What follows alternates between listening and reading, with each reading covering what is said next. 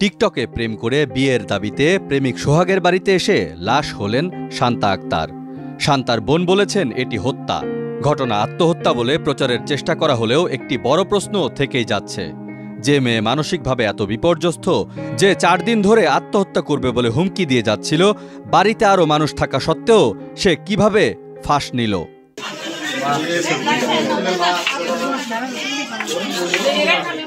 গত 5 দিন আগে শান্তা আসেন টাঙ্গাইলের কালিহাতীতে সোহাগদের বাড়িতে, কিন্তু সেখানে মিলল তার ঝুলন্ত দেহ। পরিবার বলছে একটি পরিকল্পিত হত্যাকাণ্ডের শিকার হয়েছেন শান্তা। আমার বোনের গলার ভিতরে বালিশ দিয়া চিপ দিয়া 2টা মহিলা আর একটা পুরুষ মারছে। কিন্তু আমরা ন্যায্য না 3 জনে মারছে, 3 জনে মারছে। এরপরে আমরা এই বাচ্চা হইতে মুরব্ব হইতে ছেলে হইতে পুরুষ হইতে বলছে জানে আমার বোনটারে হেরা বালিশ চাপ দিয়ে মারছে। এবার শান্তা বাড়িতে এসে পাননি সোহাগকে।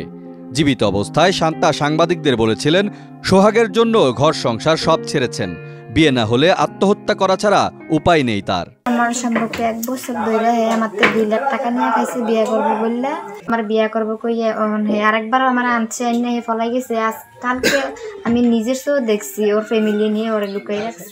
এর আগেও সোহাগদের বাড়িতে এসেছিলেন শান্তা।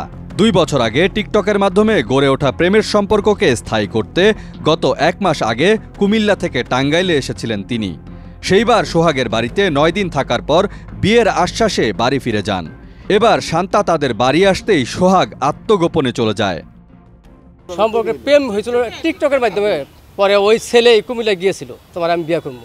কোরআন শরীফ সিয়া শপথ করছে যে তোমার আমি বিয়ে করবই। টাকা পয়সা তো এদিকে সব খেয়ে ফেলাইছে, এদিকে মধ্যে বাড়িতে কোনো আশ্রয় পায় নাই। পরে একবার আসছিল ধান টান নইয়া, ওই 7 দিনে 8 দিন থাইকা আবার কুমিল্লা চলে গেছে।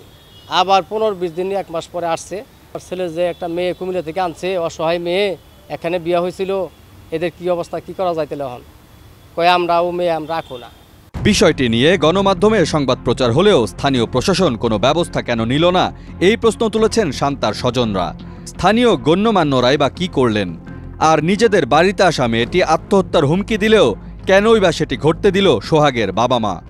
এদিকে যত দোষ যেন টিকটকের। শান্তার রহস্যজনক মৃত্যু ঘটনায় সমাজের ব্যর্থতা ছাপিয়ে মূল বিষয় যেন টিকটক।